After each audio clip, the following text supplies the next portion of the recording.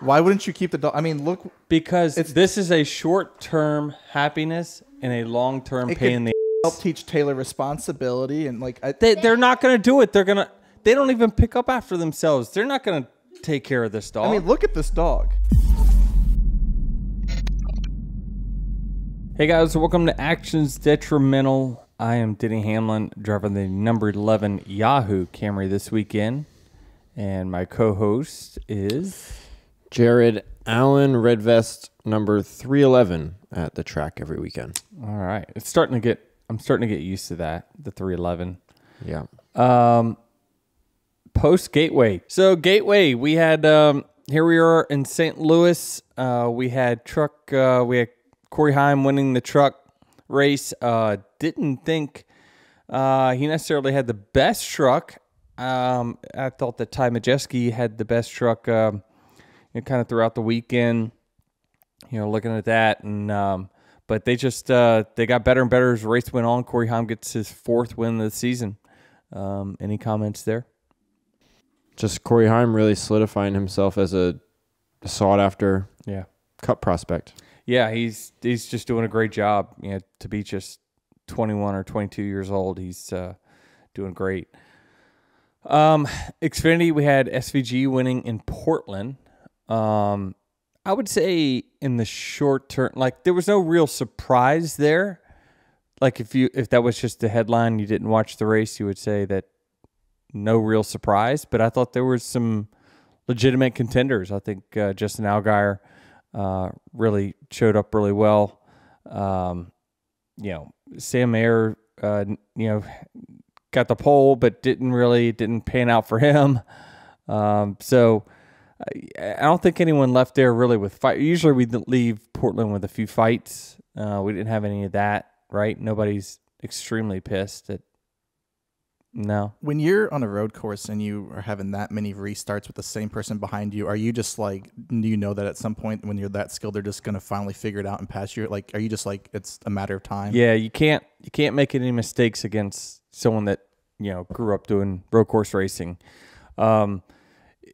Because they're always trying to set up the next corner, and you as the leader, you're trying, it's a tough position at times to be the leader because you're trying not to make a mistake to make the overtake easier than what it should be.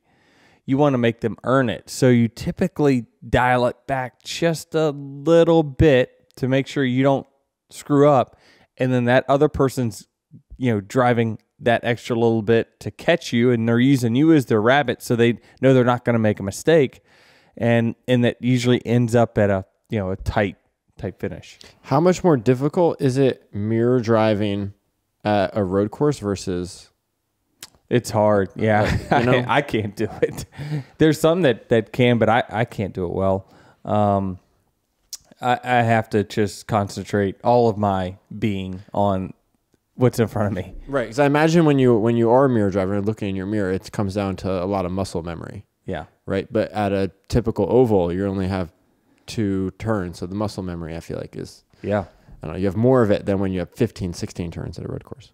Yeah, certainly. I think that it's technical, and certainly the Portland track looks technical. I've never driven on it before, but there's some runoff there, but it's a pretty narrow racetrack, so you gotta stay on line. Is this where the spotter is even more important on a road course because you can't look in your mirror as much?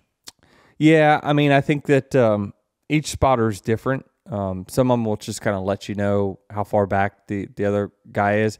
I hate it when spotters are like, he's looking inside. He's like, what does that mean? Is he there or is he not there? So like, some, and I got used to that early in my career. They would say looking, and I'm like, okay, so does that mean I need to pull down low and block, or does that mean he's almost there?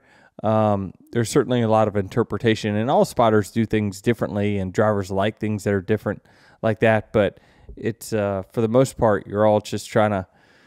Again, I'm just trying to keep my car on track, and so it's hard for me to. I feel like if I just optimize my car, my time, then I'll be able to hold off whoever's behind me. Just keep it on. You give your chance the best shot to win if you just keep the car on track. Yeah, I mean, I think you're certainly going to find yourself towards the front if you keep it on track. Because, I think that typically any NASCAR race, now Cup might be a little bit, I don't know, it's tough to say, but I always say like 30% of the competition will take themselves out in some sort of way. So if you were going to run 10th, you're going to run actually 7th because, if you got the 10th best car, I think 3 or so usually take themselves out that are faster than you, through wrecks, through pit cycles, through whatever it might be, running out of gas this week, it just, those things happen. I was going to say, that's a great segue. We're talking about road course racing, but that's a great segue into Gateway is Austin Cindric. If you have the 3rd best car, you might just find yourself winning after the first and second cars. I didn't put the numbers together like that, but yeah, he was running 3rd. He's running 3rd. And he got the win, but it's hard to execute a perfect race and not make mistakes because it is racing and you're having, the way that cautions come out, things like that, always has a factor in kind of what your result might be on that weekend. So again, you have a clean race, then usually you can find yourself up towards the front. But you got to be really skilled to win a road course race. And that's why you see the skilled guys actually winning them, but you see sometimes others get good finishes. Right. Let's go into the Cup Gateway race. We have some off-track stuff that we'll discuss later in the show, but we may have a special guest, so I kind of want to save that stuff for later. Special guest. Until that special guest comes on. So Gateway, where do you want to start here? We want to jump into the Kyle Larson, Kyle Busch dilemma, or? Yeah, I mean, the first stage, just trying to replay this here in my mind. The first stage went kind of as status quo. It's like weird the way they had the stages in Gateway. Lap 45 was stage 1, and then 140 was stage 2. Do you like that? I don't know. I don't think so. Does it create a different strategy? Yeah. I guess maybe if it was later, 75 and 150, then the last stage is a little under 100. I'm not really sure. I mean, there's a rhyme or a reason for it. I certainly think that, from TV standpoint, they like early, in this first stage earlier, the better for them because they get their commercials in, especially if there's no caution. But this given week, there was some cautions early on that broke it up. Is there merit to a short first stage, maybe just the length of one fuel run, so then cars come in pit and you can say, okay, here's what you're working with. Here's one fuel run. Here's what you got. Here's how the tires are wearing. Yeah, but we go to a mile and a half, and the first stage is usually lap 80 or something like that. So this is a mile and a quarter, and it's 45. So it's definitely not proportionate, but I'm not really sure. There must be some reason for it, for sure. Midway through this race, Jordan Bianchi tweeted that some teams have lost internet, meaning no access to SMT data. Yeah, there's something going on with the internet there at this is not the first time that's happened. No, right? last year it shut down for an hour. It was a long time. I don't know how long it was out this time. Last year, Chris told me when he was like, hey, we're running blind in here. I have no SMT. I have no timing and scoring. The pylon I don't think worked. It was just not good. Or I think that's how they operated, was off the pylon. So I don't know. It certainly affects the teams, but I don't know what they got to do to fix it for sure. But I think that this track had power issues before. Someone didn't the lights go out or something like that. I just remember something at Gateway where they've had power issues even before we came there. So there's something in the infrastructure they got to upgrade. Hey, these cars can't pass. Shut the internet down. It's called the Worldwide Technology Raceway. Can we get some better technology? Yeah. Someone call up Dave Stewart. They'll get this thing fixed. Lap 113, Josh Berry blows a tire, causes a caution. And this is a point in the race where the field really got flip-flopped because you had some guys pit for 2 tires, some pit for 4, some stay out, I believe. Yeah, this mixed things up for sure. This was the point where we were up towards I don't know. We were right with Larson. We were about to pass Larson. And okay, so we went back to the back because others had pit earlier. Into the stage, we pit, others flip it.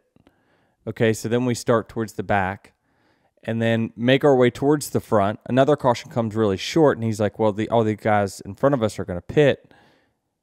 And he's like, and we're, this is when the caution caught, and we were the last car of lead lap.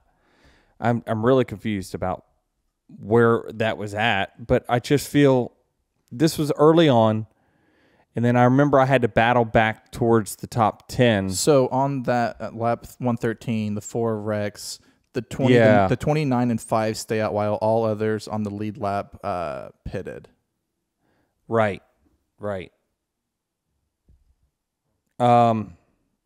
So yes, we were the last car on the. We had gotten our lap back. The caution came out. We were the last car on the lead lap, and then I thought we were going to stay out and get stage points because we would have been right where the 5 was.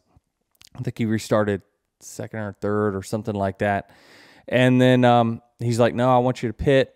I'm like, I thought for sure we would try to get some stage points, then pit again later on since there were only 17 cars on the lead lap. But he had me pit there, and then we got back to the top 10 after the Kyle Busch and Kyle Larson wreck. So it kind of worked out, but it was kind of a split thing where you probably could have made either one work, but still it kind of netted out good for us in the end when it all, when you encapsulate kind of the whole race. But it flipped the field a little bit, but in the end you still had the best cars up towards the front, right? The Penske cars and Blaney and Cindric, I thought were, they stayed up front all day long.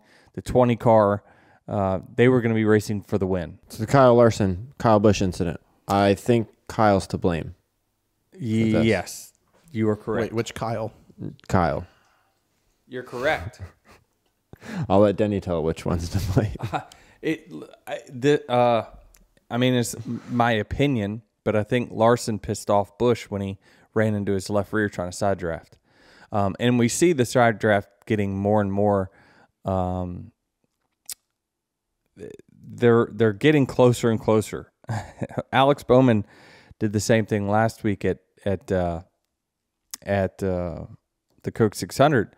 Like, he ran into my left rear while he was trying to side draft. I'm like, so there's clearly something going on there where they're being taught to get closer and closer to the side of the car, and he ran into the side, and Busch was like, "Hey, what the like you gotta can't run into me." Well, I would think the closer you are, the more effective the side draft is. It is, but I mean they're making contact at this point.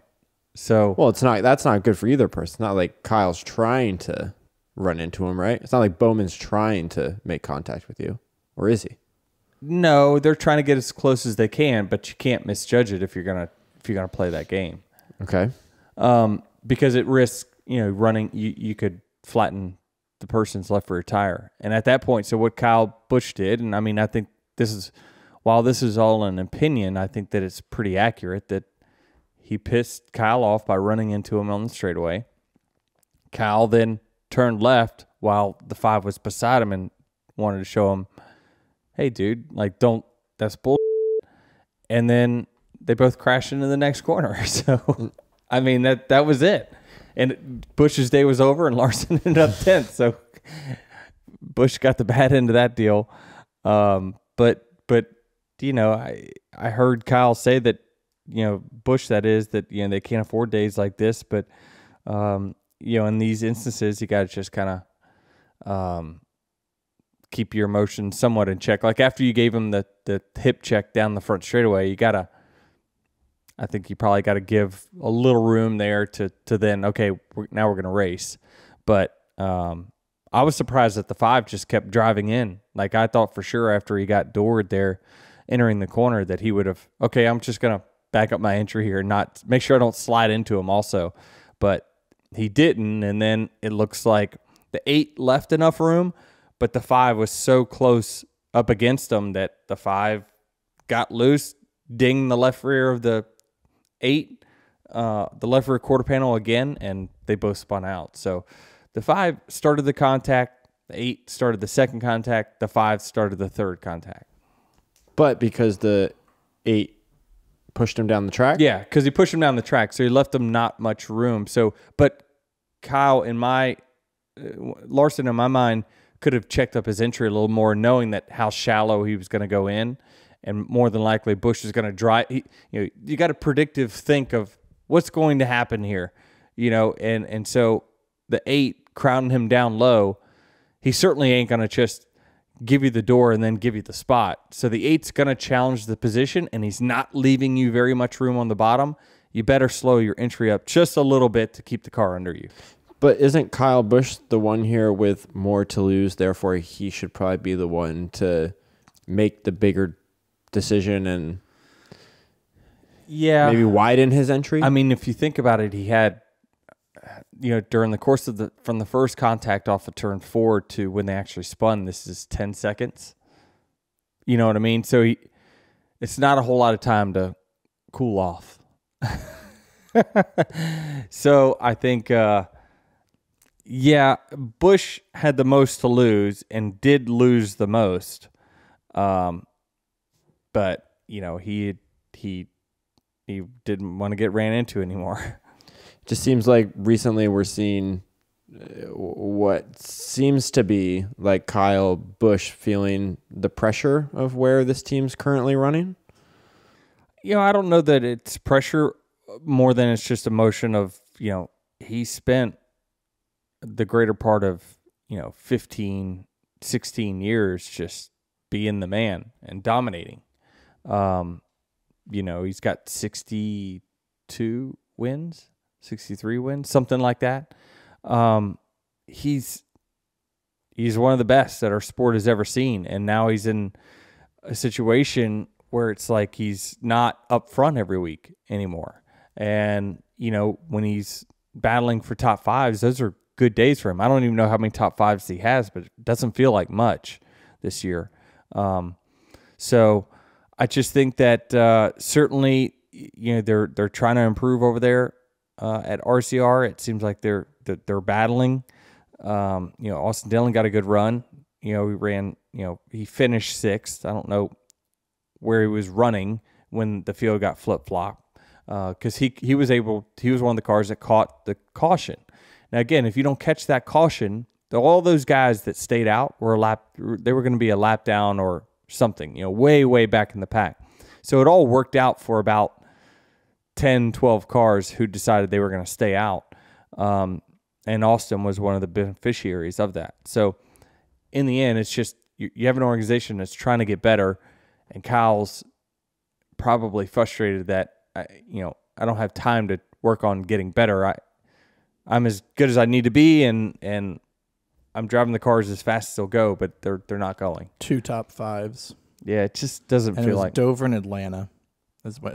Yeah, so throw out Atlanta because it's And a then it looks speedway. like he's so he's got one. He's got Dover. A total of 5 top 10s on the year. Yeah. Yeah, just in a tough spot. He came into this race 14th in the standings, now drops to 17th, and on top of that, you had a winner outside of the top 16. So now that playoff cut line is pushed down. There's and now 2 winners outside the cut line. Right. Yeah. And these drivers right around the cut line there's no driver above the cut line. It's like, well, he probably shouldn't be there or something. You've got Joey Logano from the outside looking in, Kyle Busch. Right. You got good guys, good cars at that cut line. It'll be someone's going to get left out. Some premier driver is going to get left out of the playoffs this year. That's how it's supposed to be. We've got 16 guys in the playoffs, but we've increased it from 10 to 12 to 16. And so, yeah, for a long time, the bubble drivers were always the bubble drivers. Like there was always 3 or 4 that was always near the bubble. every single year. And so I think, this year, potentially you have, last year or 2 years ago, was it Martin Truex that was third in points, didn't make the playoffs, because we had so many winners. Now, we won't have that this year. Again, Cindric won, and he won somewhat straight up. He had some help, certainly, but you're not going to have the 15, 16 winners like we had before. I don't know what this is, probably 6th winner, 7th winner. No, maybe more than that. So I just think we're reaching kind of a asymptote spot of that's where we're at. And so who misses it? I don't know. I think a lot of it gets decided over this summer stretch.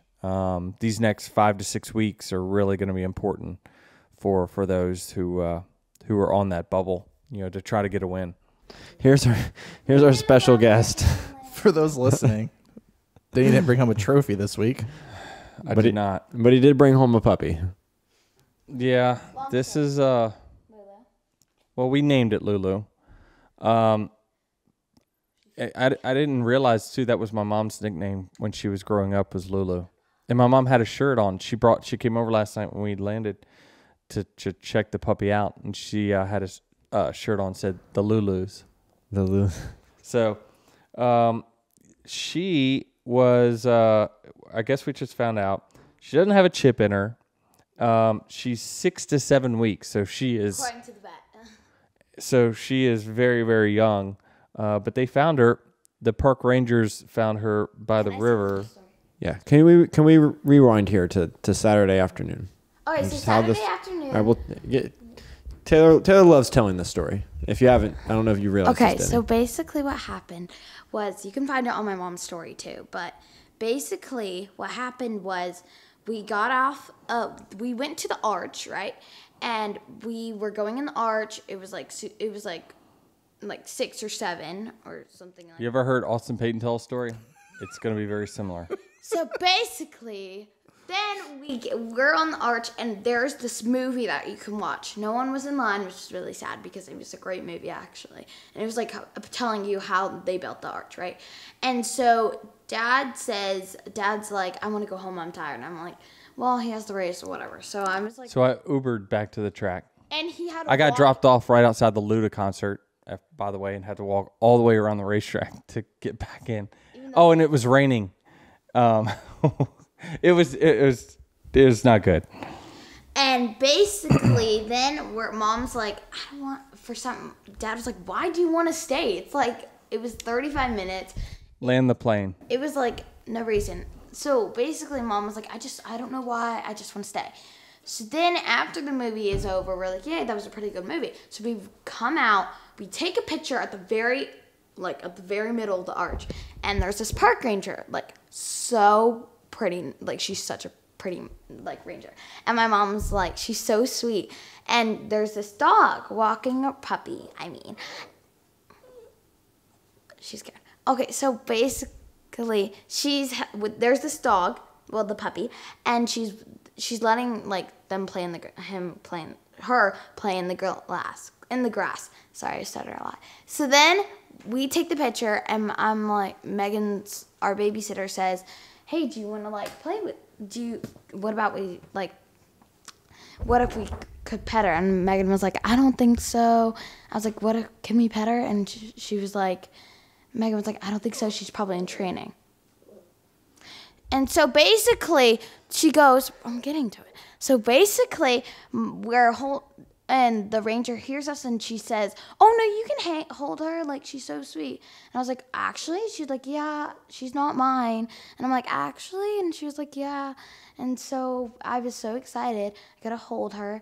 And they were like, she was like, yeah, I was going to take her to the pound. And she did not want to take her to the pound. You could tell. But it was part of her job, too. So, because she was literally just a stray. She had no collar, no nothing. So we were like, okay. And so she was like, wait. She was like, can we kind of keep her? And she's like, yeah, do you guys want to keep her? And I was like, sure. And so we called my dad, and he was like, I don't care. So you volunteered to take her from the ranger then? She didn't just hand them to y'all. Well, Yeah. Yeah. So anyway, there's this young puppy here, and we got to figure out what to do with it. I mean, keep it. It's the answer. No, we already have it. We can. Why wouldn't you keep the dog, Denny? Huh? Why wouldn't you keep the dog? I mean, look. Because this is a short-term happiness and a long-term pain in the help teach Taylor responsibility and like. They're not going to do it. They don't even pick up after themselves. They're not going to take care of this dog. I mean, look at this dog. It's a beautiful. You want to say goodbye to this cute dog? I don't. All puppies are cute. So Mila doesn't need a friend? Milo loves her actually. Milo they really played quite quite well last night. So now gonna lose a friend too. Oh, you even put on this thing. And how did Milo react to his little sister? Little sister. So you're already agreeing. I didn't write that. You're already agreeing that she's in the family. I didn't write that. All right. Well, so we're going to figure out what to do. So I don't know. We'll figure something out for sure, but let's go. All right. Thank you. Thanks for show and tell. I know. Bye-bye. All right. Yeah, so that's what happened. That's why I had a post saying, if this is your dog, please let me know. No one claimed it. So I don't know what to do at this point. So obviously I have kids and they believe one way, but sometimes you have to let them know. Maybe give the kids like 2-week trial period to show that they can be responsible. That's too long. I'm going to play devil's advocate here, long. Travis. Milo's 1 year old. 2 years old. This was already a process a year ago, right? I know. Well, that's because he's a boy. It's 6 months or so of just, frustration. Well, it's the summertime. And this dog is going to be big, they said. But it's the summertime. That's 3 months for them to be around constantly, and they won't do it. I know them. Well, back to your regular scheduled program. I need. We got to get the 1 minute version. You go ahead. You got the floor. No, that's it. Oh. It's just that they walked out of the arch. There was a ranger there with a puppy that they found by the river. And they said, do you want the puppy? Because I'm going to take the puppy to the pound. If not, they said, okay, we're going to take the puppy then. They called me, FaceTime me, says, can we? I'm like, oh my gosh, I don't know. He said, I don't care. I don't care what you do, but that doesn't mean we're keeping it. And it still doesn't mean we're keeping it. So there's that. I don't know what to do. I don't. I mean, it's not what I would choose if I had another dog, but I don't know. They think that the dog found them. how big is this dog supposed to get to be? They said between 65 and 80 pounds. Ooh. But you don't know what breed it is, right? Milo's 53 or so, 55. You don't know what breed it is. No, we don't. We'd have to get a DNA test, which we can. It's not a big deal. So, Mastiff, some sort of Mastiff. You know what Mastiff sounds like? What? Massive. Exactly. Bingo. Exactly. So anyway, don't ask me if I want this dog. I'm a hard out. Jared, why don't you get the dog? Jared, you got a house coming. Nope. Yeah, and a dog is not a plan of the house. My idea was just let it be the shop dog at 2311. Like just every night somebody takes the dog home and brings it back the next morning. Right? That should be the plan. I love that idea. Let it be the shop dog. I mean, surely you have an employee there that likes dogs enough that they would open their house to it part-time, right? That's kind of what a shop dog is. You bring it to the shop when you work 9 to 5, it roams around, other people can, deal with it. And you just take it home, feed it a little bit. It's like half the battle of a... The thing's going to lay massive turds, though. Yeah, that's a shiny shop floor, too. Damn. Oh, gosh. Okay. Where were we? We just finished up a Larson Busch beef. Yeah. So that's just kind of, I don't know. That was the end of stage 2. Then stage 3, everyone just kind of raced it from there. And then there were some varying strategies on who went long, who went short. They all kind of came together in the end, but it seemed like the long strategy. It was going to work out for the long guys more than the short guys, even though I was part of the short. I think Blaney, Cindric were all part of the short. So they were all good finishes there for sure. But it seemed like, I hadn't seen the 6 all day, and then he was coming at the very end because he stayed out the latest of anyone. But it was all because there was no tire fall off. When I say no tire fall off, I wish you could see the lines on the graph of the entire field running like the same lap time, all from the beginning of the run to the end of the run, a half a second. And when I say into the run, this is 60, 70 laps into a run, only running a half a second slower than what they were running at the beginning of the run. And so that's what you're going to see. I mean, thank God the track widened out a little bit. If it was a one-lane track, it would be not good at all. I don't think it was that great of a race anyway, but it's certainly we got to learn something with our tires and get more aggressive because they're not wearing. And I looked at the wears from this weekend, and just the left side's non-existent. They can put the freaking rain left side on at like every track because the left side just doesn't have any load whatsoever. And besides when they beat the crap out of the tire with low air, so that'd be the counter to that. But yeah, we just no tire fall off, so it's really track position dependent. And that's kind of the racing we had. It was like a short track, definitely not like an intermediate track. And we had the cars that were up front all race, the 20, the 12, the 2, they solidified themselves up front, and we were kind of the next tier, I feel like, of cars. And so, that's the way it all finished. And like many races before this one that have been kind of so-so through 85% of the race, you had a heck of a final 25 laps with Christopher Bell charging through the field, clearly the fastest car on the track. He gets to Blaney. They battle for 10, 15 laps. Bell can't seem to just get around him, can't clear him. Yeah. Right? Can't complete the pass. And then all of a sudden, he just comes over the radio that he's blowing up. And that was it for Christopher Bell. Just falls off the map.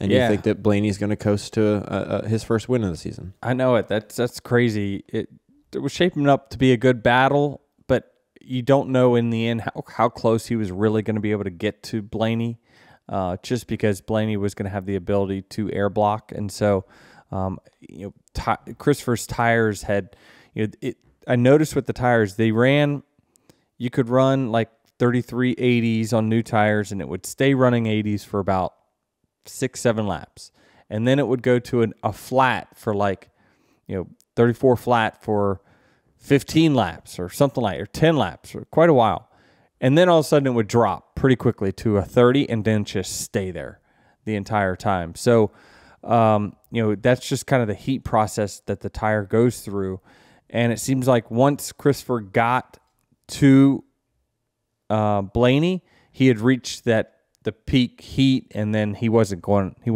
anywhere. So it would have been a good battle for sure, but it just I think he would have stayed close in the picture, but I don't know. So do you think he didn't have engine issues then? That this was just tires gave up? No, he had engine issues for sure. Down the straightaway, he was struggling bad.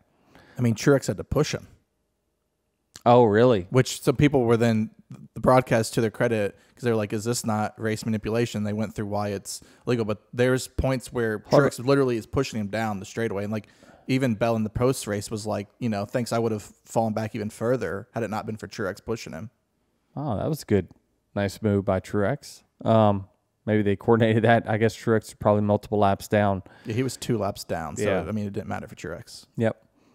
Yeah, so when I saw he finished 7th, I was like, oh, wow. He limped it home. But I think the field was so spread out at that moment. I mean, what did it gain? I'd have to look at the lap times, but maybe he gained a second by Truex pushing him down the straightaways, but certainly was beneficial. He was still running really fast through the corners, I can tell you that. So, I mean, this is kind of the second track in a row. These mile flat tracks where the 20 has really shown a lot of speed. And so certainly if he can make it to Phoenix, he's going to be a threat. Do you think Blaney forced him into a mistake, something with the shifting? Like what causes engine issues like that? Well, I know him and the 19 were complaining about shifting after practice, but I don't think so. It's really, the knock on wood, the X-Track transmissions or transaxles, they're really pretty durable. And so I wouldn't think that it would be anything like that. And when I listened to his car, it sounded kind of weird when I went by. So I think there was something in the engine itself. Is this something that, because he's a teammate, you'll go in this week and be looking for those answers because you don't want potentially this to be an issue for you at some point? Or what's your concern level? I'm not gonna. But we have a lot of really good people at Toyota and JGR that would figure it out. So Toyota, yeah, they'll. The good news is it didn't actually blow its cap off, so like it still is able to be run. So now they can take it apart and look while it's still somewhat intact. So they'll know. I think they'll know pretty soon. Usually within a day or so of it getting back, they'll have that thing tore down and let us know. Does any of Bell's speed here translate to Phoenix? Yeah, I mean, I think that this is the same tire that we ran at Phoenix. It's very similar, kind of turns 1 and 2 at Phoenix is similar to kind of how you race a little bit in turns 3 and 4 at Gateway. So, yeah, it's got some similarities for sure to Phoenix. You got one corner that's tight, one that's wider, and that's essentially Phoenix. So if Bell makes it to Phoenix, would you consider him the favorite considering the success he's had on these flat tracks? It's so week to week, but yes, it's certainly he's stringing together some finishes on these types of tracks that can't be ignored. You have to be, right? I mean, he won at Phoenix. He's been in the last 2 championship races. Like, he's got the experience and he's won there. Yeah, and he was really strong last year when he made it to the Final Four. I think he blew a brake rotor. So I think certainly they've got a balance or something that he likes that is working well. The 12 car prevailed in this Blaney-Bell battle, but then coming to the white flag, seemingly runs out of gas. Yeah. Ouchie, wowie. And never had any indication of it, right? No one on the team gave him any pause whatsoever. And so they clearly thought they were good. They only put 1 can of gas in versus I think everyone else took 2. Blaney was one of the first to pit, so he was going to have to stretch it as long or longer than anyone. But it was clearly some sort of miscalculation, or they didn't have as much in the tank when they pitted as what they thought. That definitely seems like one of the more likely cases is that, the crew chief, if he only puts 1 can in, he's assuming there's a certain amount in the tank already. Well, if he doesn't have, because they measure the can after, so they pit the can, NASCAR 101, they have a can that's full of gas, they weigh it, they will then do the pit stop, and then after the pit stop, reweigh the can. That way they know exactly how much fuel they dumped into the car. So my thinking is that they likely got the fuel, that 1 can in there, they emptied that can. And so the miscalculation came from what was in the tank. They thought they had a certain amount in the tank when they pitted, and they did not. They had less than that. But that would have been a miscalculation from earlier in the race. Correct. Not necessarily a miscalculation from that last pit stop. And the last pit stop will get the scrutiny. Hey, you only took 1 can versus other people taking 2. But he's battling Cindric and others for the track position, which is why he pitted early in the first place. And so he's wanting to protect the lead at that time. And so he wants to just put 1 can in to not have to slow up the rear changer to have to go around the gas band. So they got the fuel in it they wanted. That's what tells me why they didn't give him pause. It was a miscalculation from earlier in the race. So how did that fall through the cracks? Yeah, I mean, there's just little things here and there. Did you save under caution? Did you, you would think the shifting would all be the same. Everyone's shifting at optimum. Maybe he's running third gear more. Certainly in turns 3 and 4, there was an option to run either fourth gear, which was kind of low on RPM, or third gear. And it seemed like the Penske cars were running third gear quite often. And when they did that, they would get really good runs off. But again, that burns more fuel because you're running a higher RPM. So he pitted with 64 to go. That is Blaney. Cindric 63.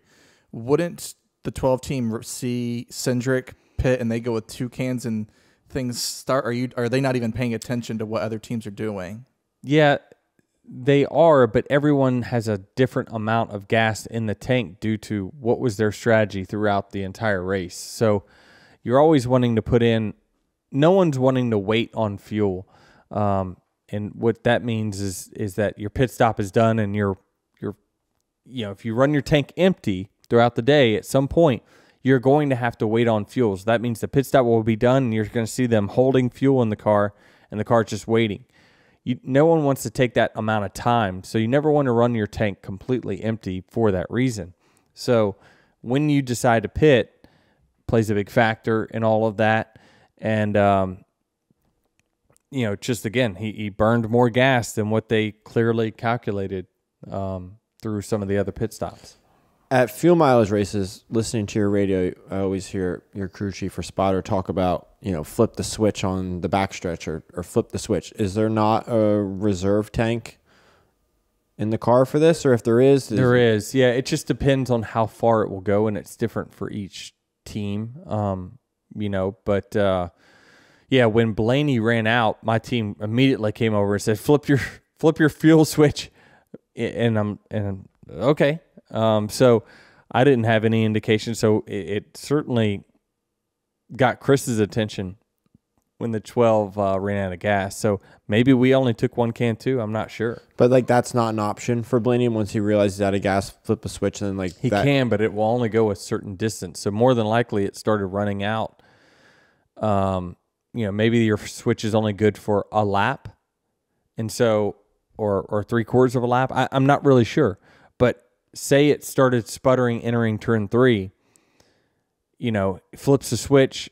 By the time he enters 1, he's back. He's lost his reserve tank as well. So, maybe that's the case, or maybe he had it flipped already. We don't know. Did his crew chief tell him to flip it with 10 laps to go? You would think if they were that close, he would tell them to also save fuel. I would think the broadcast would have came over and played that clip too, because the broadcast was completely shocked also. Yeah, but they don't know what switch they're talking about, so the broadcast wouldn't know when someone says, "Hey, well," if they say flip your fuel switch, then that certainly would give them an indication. Because Chris told me to flip my fuel switch up, so. That's just, accessing that reserve tank that gives you that extra lap. Yeah, it didn't sound like he had any, like you said, any sign that this was happened until it happened. He said, we're out of gas. He was surprised. But nonetheless, Blaney runs out of gas. Austin Cindric, it's a third-place car. Like he said all day, it was a third-place car, and something happens to Bell and something happens to Blaney, and he is there for the win. Yeah, this is the definition of if you just run in the top 5, wins will find you. And this is one that the win found him. But they did a great job of qualifying well and putting themselves in a position to be in the top 5 all day long. And he also had to cut his way through the pack at times when the field did flip that one stage. Like he had to restart and had to go by guys. So it's not like it was just kind of easy sailing the whole time. This now puts him in the playoffs. Obviously, a win. That's amazing. That he's in the playoffs? Yeah, just like one race out of 25. Boom, all of a sudden, you're a playoff contender now. Right. It's just crazy how the system works. His average running position was in the 20s all year long and has one good day at Gateway, and now he's a playoff driver. There you have it. But what I'm curious of that there were talks that, is Austin Cindric on the hot seat? Is, he needs to perform better, yada, yada, yada. Does one win now, extinguish that fire for another year? It certainly buys you more time, for sure.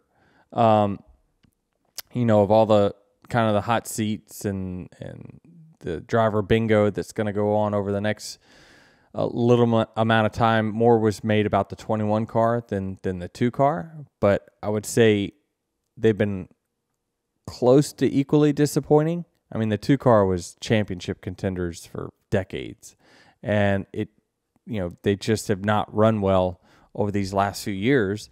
And then boom. I mean, when I say not run well, just not in the top 5, not in the top 10. And the last time Cindric was top 15 was Dover. Yeah, I mean, it's just... and before that, the only other time he was inside the top 15 was Atlanta. So one race in the top 15 that was not a speedway. So, I mean, yeah, it certainly it buys you time.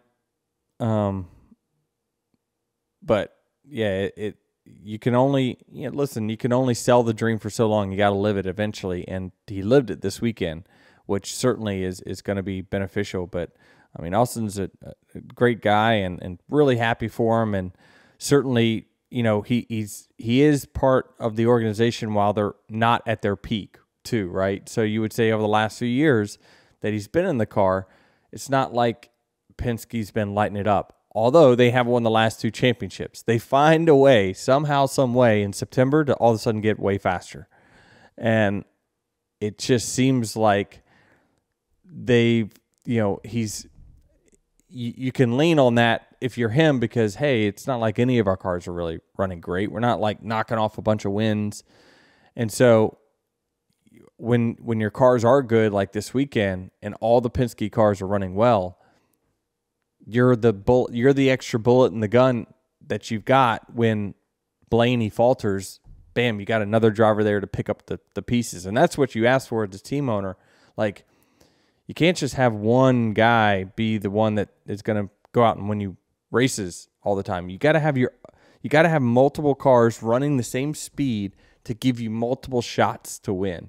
And Austin and his team did that this weekend. They performed great all weekend. They were fast in practice, fast in qualifying, and then raced fast. He passed car. He looked like what we thought he would look like coming out of the Xfinity Series, but it just we never have seen it until this weekend. Also, though, his position at Penske is a little different than other drivers in their teams, considering his father's role there too. So I think, yeah, I mean that plays a role for sure in it. But, again, if you can go out in there and you can win races and be a contender, that goes away over time. You know what I mean? Because, like Ty Gibbs, while he's still, kind of a rookie, really young, he's showing that, okay, he's going to be good. It's just going to take time.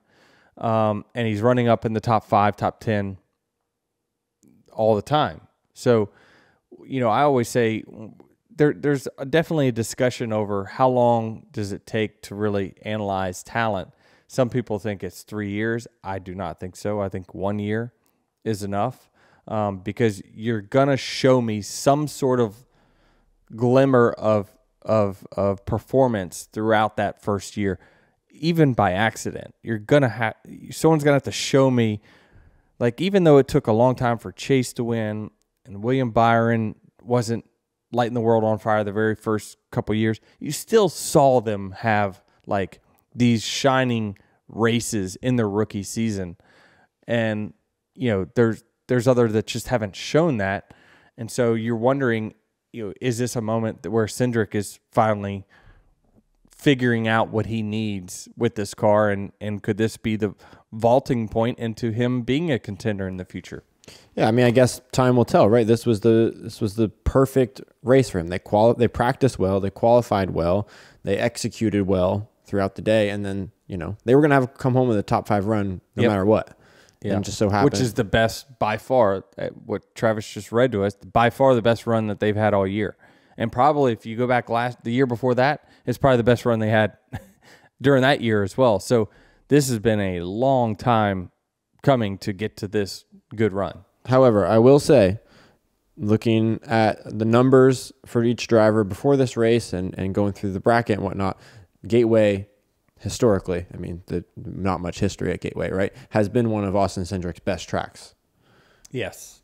Which is why... Yeah, it's so interesting that this track lines up so well with the Fords. And when I look at the running order, and certainly there was some strategy that played into it in the mid stages, but for whatever reason, the Fords qualify and run really well at this track. I don't know why. Is the long straightaways and then the lack of drag that they have help, and then everyone kind of corners the same speed? I don't know, but it certainly seems like they've got a setup, or they got something that really works well here, and it seems like all the Fords have got it. Looking at the bracket this week, in case you didn't know, the Denny Hamlin Bracket Challenge started this week at Gateway. Austin Cindric played a role in busting a lot of brackets, actually busted all of the brackets submitted, all 30. He beat Truex, right? He eliminated Bubba. Bubba. Austin Dillon eliminated Truex. Austin Dillon eliminated Truex. Wow. Let me run through this real quick. We had 31,000 brackets submitted. There is no longer a perfect bracket after round one. Austin Dillon, the 31 seed. Which is why next year NASCAR needs to offer $10 million to a perfect bracket, because it's not going to happen. It'll even be more difficult next year. It is more difficult than the NCAA bracket, and then NCAA has more teams. 100%. I would agree. Because of the wrecks, you're saying just unpredictability. I'm still the saying unpredictability. No. Just because of the mathematical number, like you're talking about 64 versus 30. Like I get what you're saying, where a wreck can change everything. NASCAR's the most unpredictable sport because of Dillon over Truex. You have so much more to go off of in basketball. It's attrition, and it's, you're not. If this goes off of flat out speed at every track, it's easy to handicap, but it doesn't go that way. I just said 30% of your competition will eliminate itself. Like, you can't overcome that, and there's no way any bracket predictor can predict the Austin Dillon over Truex. It's just impossible. I mean, for God's sakes, thank God we finished second, because Justin Haley was 7 spots away from eliminating me. Justin Haley, top 10, eliminated. Carson Hocevar, top 10, eliminated. Figuratively, Justin Haley dropped 130 points in this game. It just so happened Denny Hamlin dropped 140. Well, I think given the situation, he probably scored more. You know what I mean? Like, I just, you can't say enough about how well they're running. And certainly I think that we need to take this time to congratulate. We're not going to give kudos. We're not going to say hats off. But well done to Justin Haley and Carson Hocevar, who both ran in the top 10. Now, again, some of this came from some strategy early on, but they had speed. And they had speed during practice. They did it. They're running towards the top 10. If they're not finishing, they're running towards it most weeks now. And Carson, you just got to start giving props to, because he's outrunning Corey every single week. I can't think, I'm just thinking in my head, I haven't seen him like Corey ahead of him much at all this year. So, and Corey was saying for a very long time, he's like, I've never had a teammate to like even remotely challenge me. And I think challenge accepted. If you're Carson Hocevar, he's accepted the challenge, and he's certainly taking over as the top driver. It seems like performance wise on results, this year over at Spire. Carson Hocevar moved up 3 spots in the point standings this weekend, up now to 21st. Average finish of 20.6, average start of 21.6. Both and 3 I feel spots like he's better. running better than that. Like, it feels like he runs 15th, right around that spot, which is very good for, that's an improvement for that team. That's what they expect now. I think that you've heard Corey say that, they expect to be inside the top 20 on normal weeks. And so that's a realistic expectation. So Carson's living out that expectation.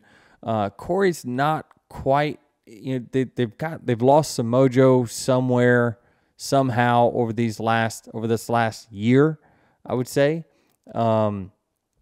It was only been like kind of the speedways where they would show up, and then for whatever reason the 77 has gone from running like dead last year to they put Carson in it, and now he's running 15th most weeks. So, and then this week he runs in the top 10. So certainly a really good driver there that is showing when he made it to the Cup Series that he's certainly very deserving of that seat.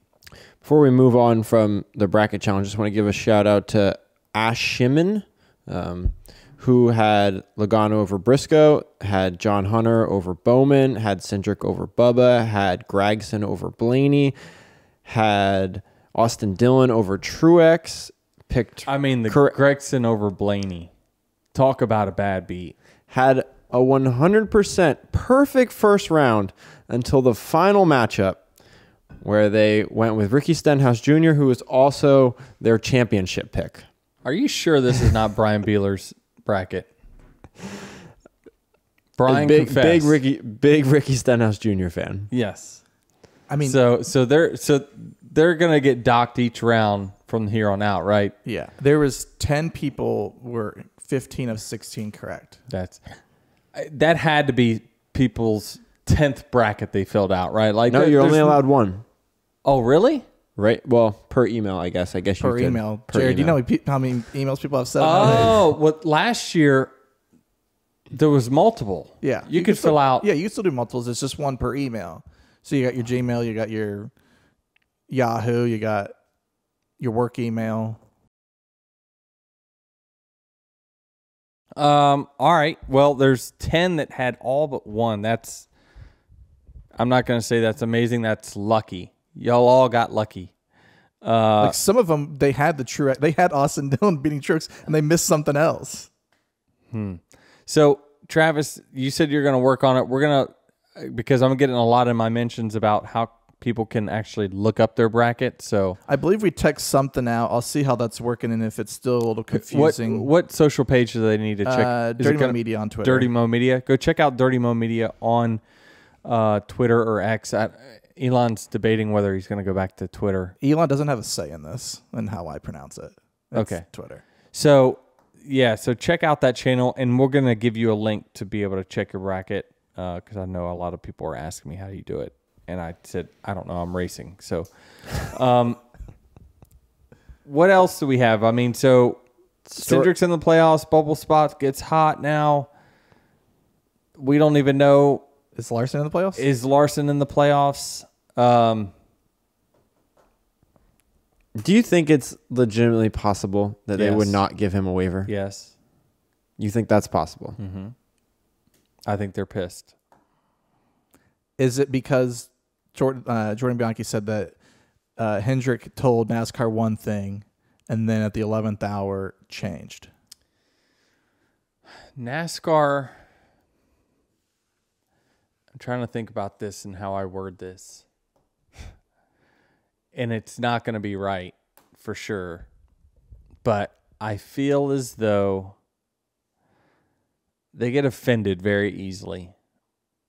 They're very sensitive people. And they believe that they are the show in the U.S.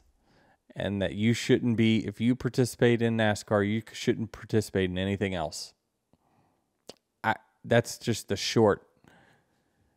And I just think that they don't like playing second fiddle to anyone.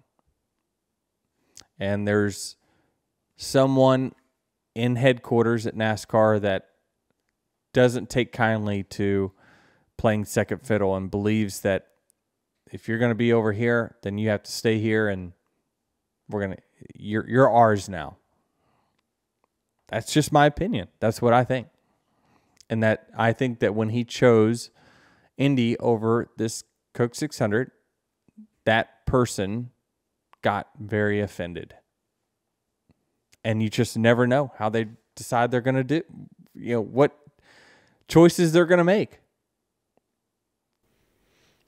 So we don't know if this will get decided this week, weeks down the road. I don't know. I mean, they could make up a whole nother rule and say, yeah, you're in the playoffs, but you've lost all your playoff points. Just like that. Sure. There's no governance to keep them from doing whatever they want. Aren't the implications of not giving Kyle a waiver just too much to even fathom that happening? I mean, for the rest of so first off, you don't give Kyle They added Jeff Gordon to the playoffs.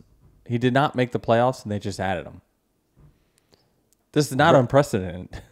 Right, but I feel like the implications of not giving Kyle waiver. I mean, we saw Indy 500 coverage go up in a rain-delayed race, assuming because Kyle was in it. Absolutely. So Kyle moves the needle. Yep. That's unarguable. Did you see the NASCAR ratings? No, I didn't. They were down. They were down because Kyle wasn't there. Okay. For the start of the race. So if you're NASCAR, you're going to say, oh, you helped their ratings and then you screw up ours? I'm not saying that's rational. I'm just saying, but that's the way that my rebuttal be was you better give him a waiver then. My rebuttal be then if I'm not in the playoffs, there's a chance that my fans aren't going to be there for all of these races. So I think this is, if for some reason he does not get a waiver, if he doesn't, I think he's just run this part schedule the rest of the year. Say, how do you like it now? Fine, I'll take a week off when I want. Well, so he spoke to Fox pre-race, and he's like, I've already won a championship, and the car is still in the ownership points playoffs, and that's where the money is. So he could stick it to him and just, if he wins the 5 could still win for the ownership. Nobody wants this Pandora box opened for sure, but I agree with Jordan Bianchi that it's seriously being looked at to not give him the waiver. Do you agree that there's an actual argument there to not give him one?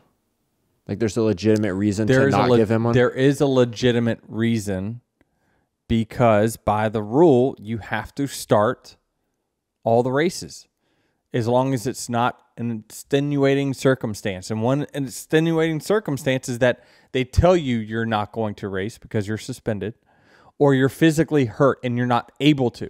Both of those instances that they've given waivers is because someone has not been able to do it, either because they were told not to or they're physically not able to. He had a choice. That's by the letter of law. That's what they're saying is that he had a choice. But there's also a clause in this that says, or if we decide, that we want to give you a waiver.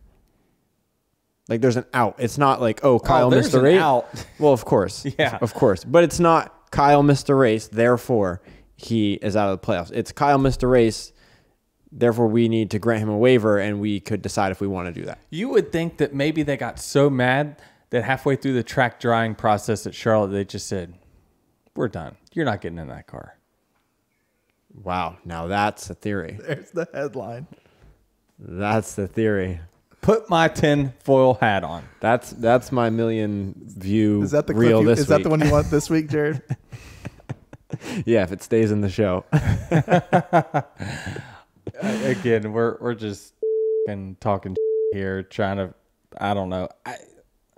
It's ridiculous. I said this weekend in the media center that I thought that the 5 team made good faith efforts to try to get him to Charlotte to run the double. Unfortunately, Mother Nature had its other plans, and so who knows? Who knows how this is going to turn out? I think the longer it goes, the worse the news is going to be. Yeah, I don't think it's good PR for NASCAR from here on out because there's also IndyCar outlets that are picking this up, that are talking about this. Because Kyle ran the Indy 500. There's IndyCar YouTubers, IndyCar channels that are discussing this and the potential of Kyle not getting a waiver, which looks bad for NASCAR because they're the bad guys in this, right? Like everyone loves Kyle Larson. He did the double. He's the racer's man. You know, no one dislikes Kyle Larson. So for NASCAR to like, I don't know, make an example out of him makes them look bad, in my opinion. Yeah, I think that's how other fans probably look at it. It's it certainly sounds like when Jordan Bianchi said on the teardown that like they're pissed off, not because he chose to do the double, but that he chose to pick them first. But any rational person would say that the Indy 500 is bigger than the Coke 600. So I just don't understand why are you getting so upset about that? Because it is bigger. I don't care how you twist it. It's bigger. That's the only bigger event that they have than 99% of our other races. We crush them. But that's their race. And it is bigger. On that day, it is bigger. So why are you getting so offended? I don't know why. But everyone thinks differently, clearly. Stewart-Haas Racing will close its doors at the end of this year. Yeah, not ideal to have a 4-car team shutting down, but I think that this is, again, my opinion, has no facts behind it, is that I think they're just done with NASCAR, just done screwing with them. They had their Ford deal that ran up at the end of this year. That was going to be a big financial hit. Sponsorship wasn't flowing out of its ears at the organization. And so versus Gene and Tony just keep putting more money into this and keep sinking money into it to put on NASCAR's show, I think they said, screw this, we're out. We're not going to sit here and go under financial water to just keep your show going. Like, that doesn't make sense to us. And so they made a decision, and it's going to leave a bunch of people unemployed. But I think that the good ones are going to find homes, and certainly there'll be teams that expand that try to get some of the good employees out of there.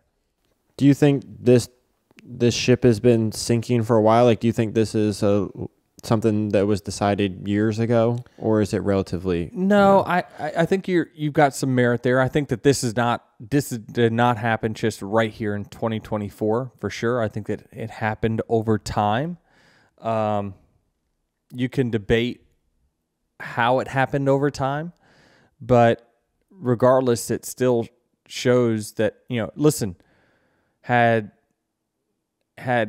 NASCAR's media dollars covered what it costs to run a car, they would not be shutting down.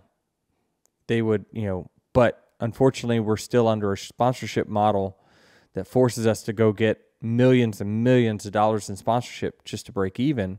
And what that does then is it forces teams like SHR to have a tough decision when it comes down to it, and they don't have the sponsorship that they had in years past. So, I think that they're tired of dealing with the higher ups, and I think they're done with it. And who knows? And I think Jordan said right, like, who knows when we'll see Tony again? I mean, I think that he's just gonna. It's so interesting because I feel as though for many, many years, and this kind of goes into the Larson thing as well, NASCAR has felt like the show will go on with or without you. I don't know that is necessarily as true today as it used to be. There's always superstars coming in and out. We had a lot of young talent coming through the roots, and it just sponsorship was all plentiful, and it was always like, when you didn't do what they wanted you to do, it was take it or leave it. And this is our show, our sandbox, and if you don't like it, get out, and the show's going to run on this weekend. I don't think you can treat that.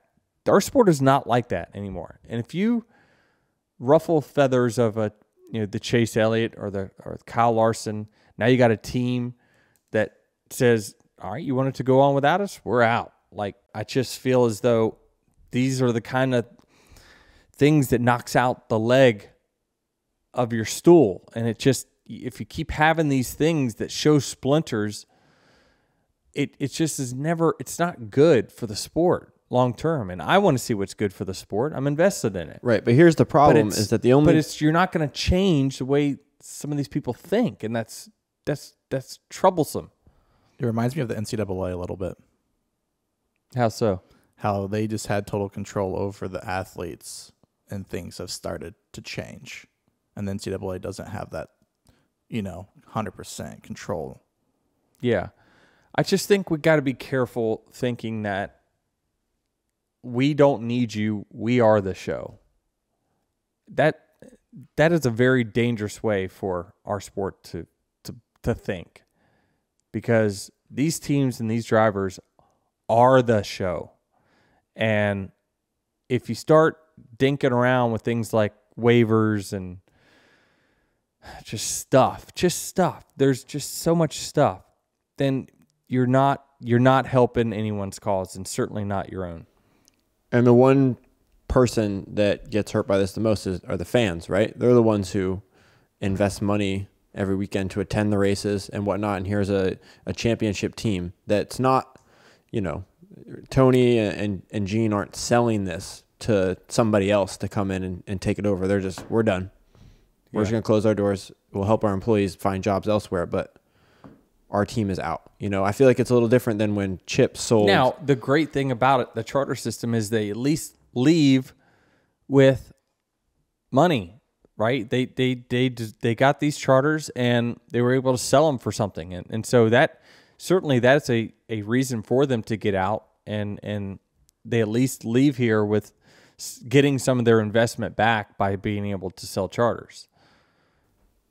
Sure. Is Gene Haas super worried about that? I don't think he is. I just think they're done with the headache of NASCAR and the headache that it is to be in it.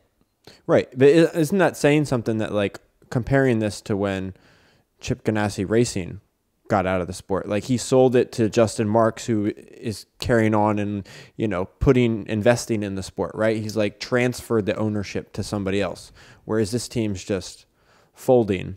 Yeah. But they also got a lot of other things to do, right? And so for me personally, and you would ask, well, Denny, why are you investing in it? Well, I'm in my low 40s. Let's just say that. Low 40s? Low 40s. Not quite to the mid yet. And this is what I've been doing most of my life, right? I've been 20 years driving, and, I do love the sport. I'm not willing to risk it all to be in it, but I've done well over time, and I saw an opportunity to come in and be part of the sport and try to give back to it, also while being able to be part of it in the long term past my driving days. But I don't have any other. I've got this podcast. I'm a dad. I do these other things, but for the most part, most of my life is ingrained in being in NASCAR as a driver and an owner. Tony Stewart has other things that he's doing. He's driving an NHRA. He has a team. Gene Haas has his business, his big business, and he has an F1 team. So this is not their life's work. It more is for people like me. Now, there's not many people like me out there who are willing to enter the sport, and because they've been part of it, they've been a driver for forever, and then they're willing to shell up the money that it takes to be a part of it. Now, over the long term, I hope to get my investment back, of course, but that's more of a long-term play. But I enjoy it. I enjoy working at 2311 as the team owner and being in the meetings and being in the know. I just think for every person it's different, and for Tony, he never was the guy that was hands-on as much as what I am at 2311. Now, maybe over time, now I'm not as accomplished as Tony Stewart either. So we do things a little different, but that's fine. He has many other things that his other hobbies, different jobs that he's interested in, right? And so maybe me and him don't think the same way about NASCAR, which is very likely scenario. So I just think that they found the point where the juice wasn't worth the squeeze anymore in participating in this sport. And so they weren't they weren't willing to commit the time that it took to fix whatever it was, performance-wise that needed to be fixing, or marketing to get the sponsorship back that they had before. It just, that was going to take a lot of work. And at some point you're just like, why, if you're Tony Stewart, why would I do that? I've got other I'm working on. And so, and Gene Haas has got his business and he's got his F1 team. And he's like, that deal over there, all that does is cost me money. I need to cut the fat and get rid of that. Right. That's the alarming part, right? Is that this Stewart-Haas Racing, one of the premier teams, one of the 4-car teams that'll be grandfathered in, or that would have been grandfathered into this new charter deal, right, is one of the ones that's saying, you know what? The juice isn't worth the squeeze anymore. Yeah. It's not the 1-car team, based out of Denver, Colorado, or the 2-car team, how many Furniture Row. It's the 4-car Stewart-Haas Racing Championship team. If you have sponsorship, you can make this work. You can make this whole NASCAR ownership thing work, but you got to have serious sponsorship. And that's just hard to come by these days. And so we have been very fortunate at 2311 to have sponsorship. And so it gives me light at the end of the tunnel that it can and is going to get better. But if your team's going the other way, I can easily see someone throwing their hands up saying, I ain't gonna lose any more money doing this. I got other better to work on, and more than likely that's what happened from those two owners. I think one thing that's super interesting from this is that obviously Stewart-Haas Racing has a ton of great employees, and now all of them are on the market. Yeah, I mean, I think that certainly they've got a culture of guys that have been there for a very long time, and certainly have some talented guys. And I think that certainly there will be an opportunity for all the good employees to have an opportunity to go somewhere and continue on their careers. There's also 4 charters on the market. Front Row announced that they will be buying one, so Front Row. But they didn't say whose charter they were buying, though, correct? We just all assume it's theirs, right? Yeah, they didn't which car They didn't number. say we're buying a Stewart-Haas racing charter. They just said we're buying a charter, and we all just assume it's a Stewart-Haas. Oh, okay. Yeah, I guess that's fair. But it sounded like Bob Jenkins went to Stewart-Haas and talked to the employees. I didn't hear that. So I thought I saw or heard that or something like before that. you get to this, if you were to hire an employee, are other teams going to say finish the season out, or is Stewart-Haas towards the end of the year going to be working with a skeleton crew?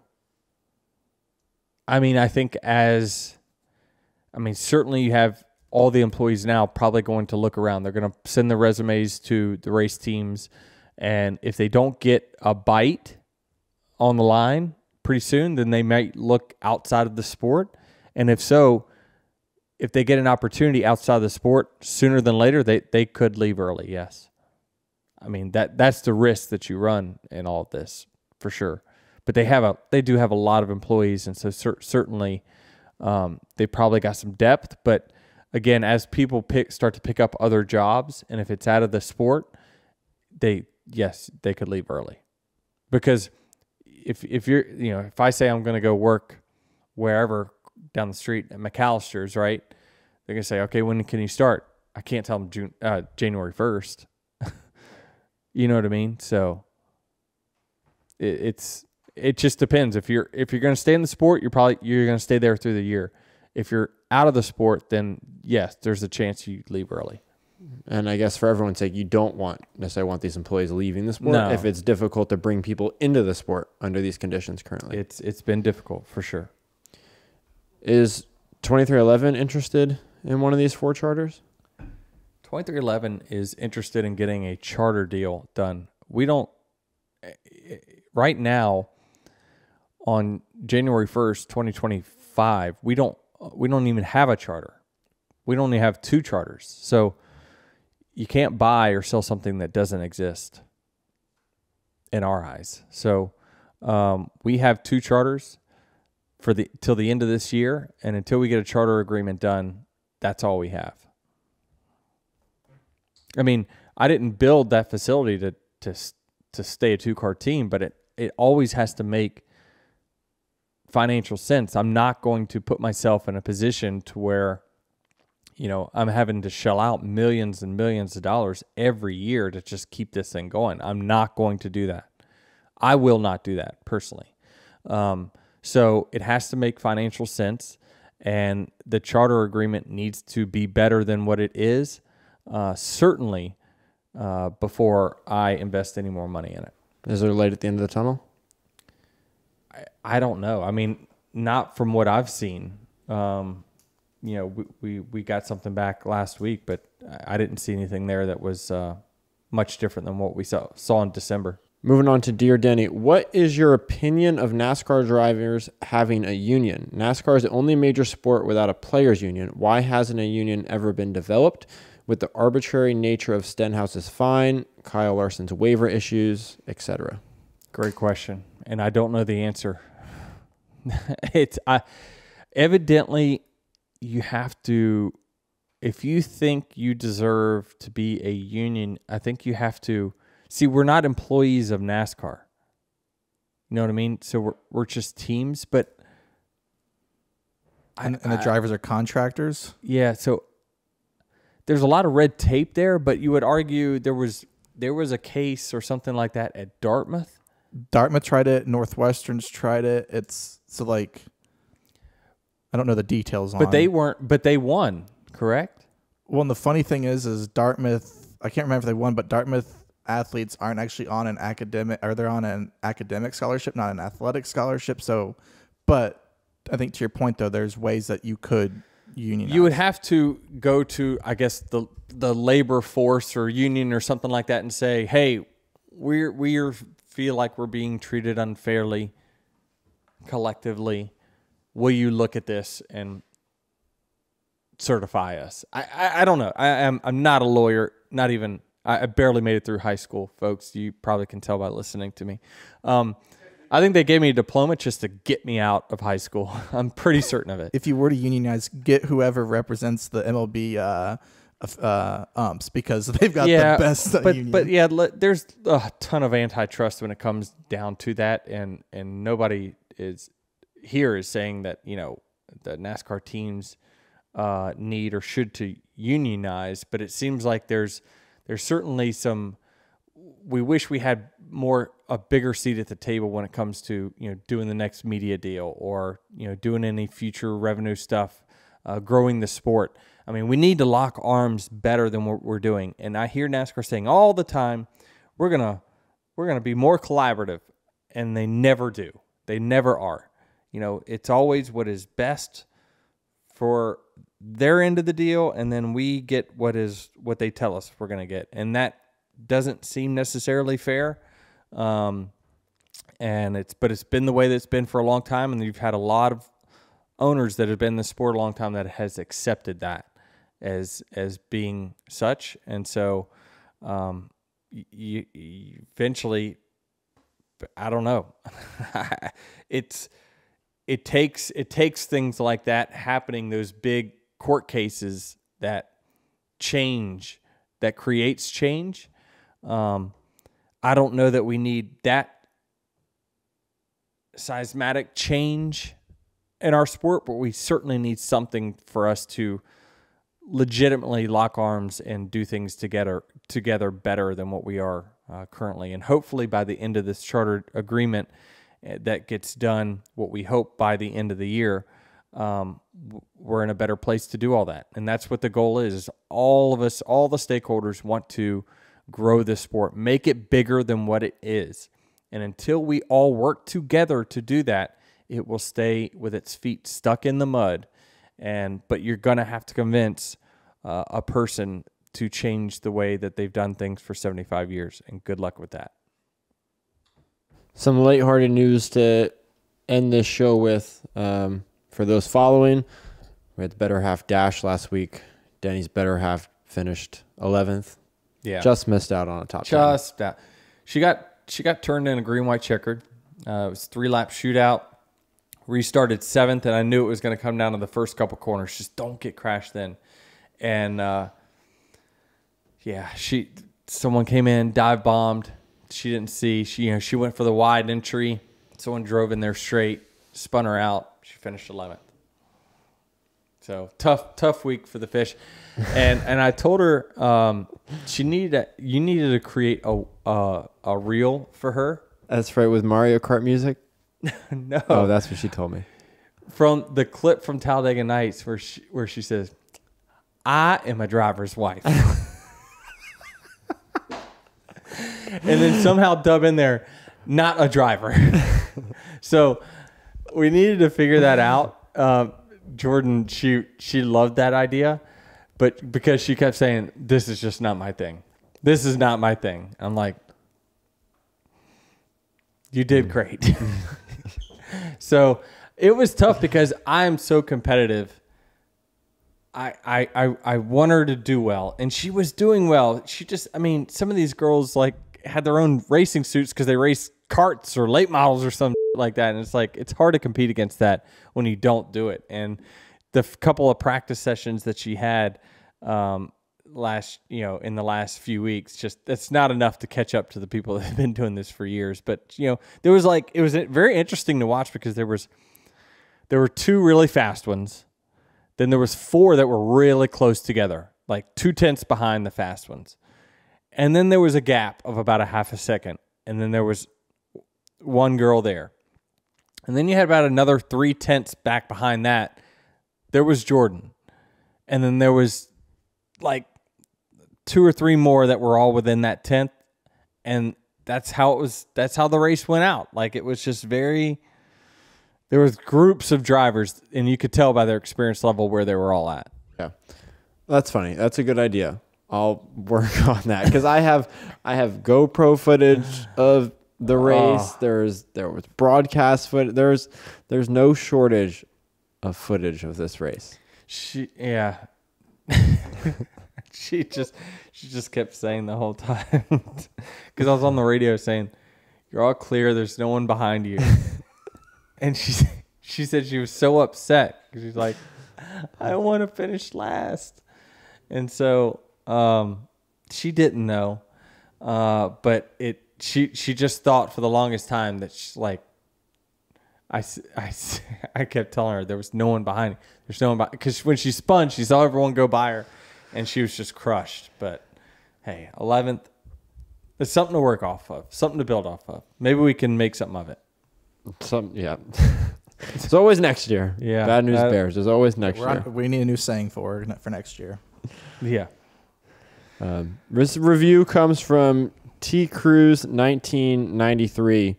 Denny, I want to first say thank you for doing this type of podcast. My husband and I are newer NASCAR fans. I followed Gordon and Earnhardt and came back to the sport this year. Your podcast is very informative, and your NASCAR 101 has helped someone coming back to the sport. Can't wait one day to see you win that championship. We will see you at the Brickyard for our first race. Let's go. Well, appreciate that review.